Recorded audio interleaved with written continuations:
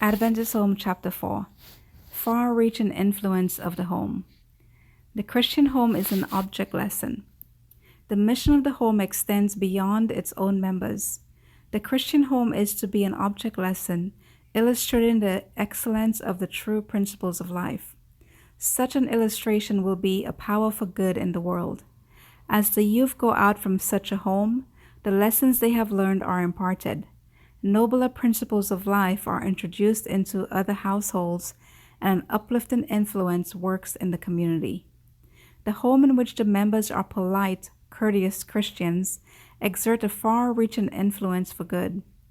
Other families will mark the results attained by such a home and will follow the example set, in their turn guarding the home against satanic influences. The angels of God will often visit the home in which the will of God bears sway.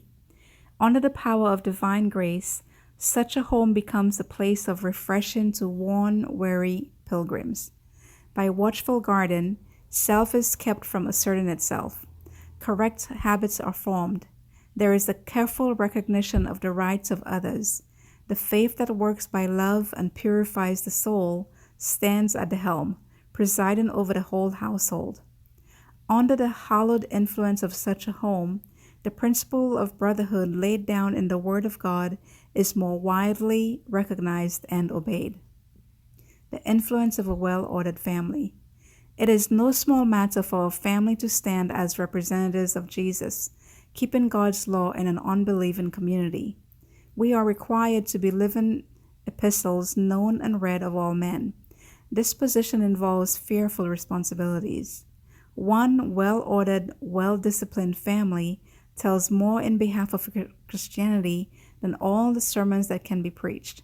Such a family gives evidence that the parents have been successful in following God's directions and that their children will serve Him in the church.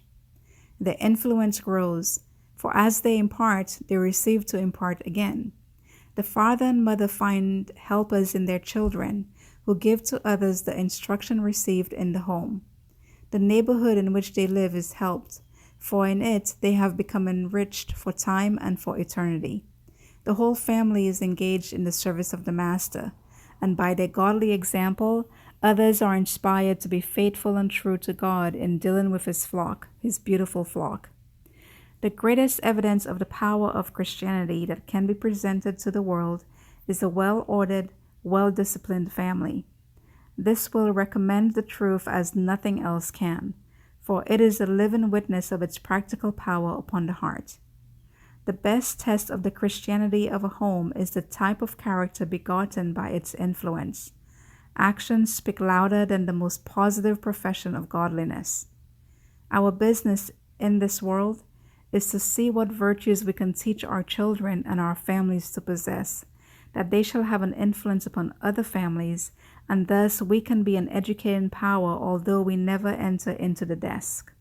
A well-ordered, a well-disciplined family in the sight of God is more precious than fine gold, even than the golden wedge of Ophir.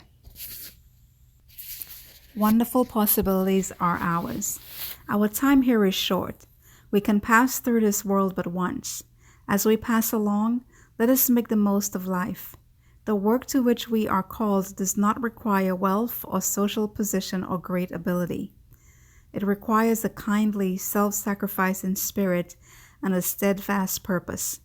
A lamp, however small, if kept steadily burning, may be the means of lighting many other lamps. Our sphere of influence may seem narrow, our abilities small, our opportunities few, our acquirements limited. Yet wonderful possibilities are ours through a faithful use of the opportunities of our own homes.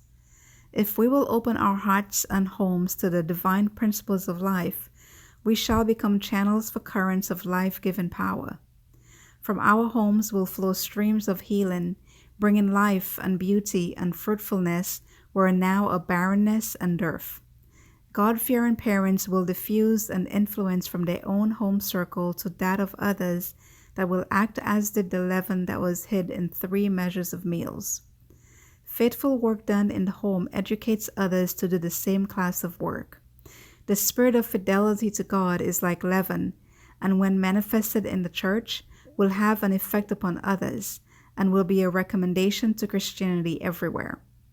The work of whole-souled Christian soldiers of Christ is as far-reaching as eternity.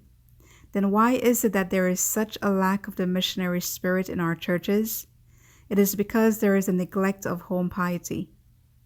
The influence of an ill-regulated family. The influence of an ill-regulated family is widespread and disastrous to all society. It accumulates in a tide of evil that affects families, communities, and governments. It is impossible for any of us to live in such a way that we shall not cast an influence in the world. No member of the family can enclose himself within himself, where other members of the family shall not feel his influence and spirit. The very expression of the countenance has an influence for good or evil. His spirit, his words, his actions, his attitude towards others are unmistakable. If he is living in selfishness, he surrounds his soul with a malarious atmosphere, while if he is filled with the love of Christ, he will manifest courtesy, kindness, tender regard for the feelings of others, and will communicate to his associates, by his acts of love, a tender, grateful, happy feeling. It will be made manifest that he is living for Jesus and daily learning lessons at his feet, receiving his light and his peace. He will be able to say to the Lord, "Thy gentleness hath made me great."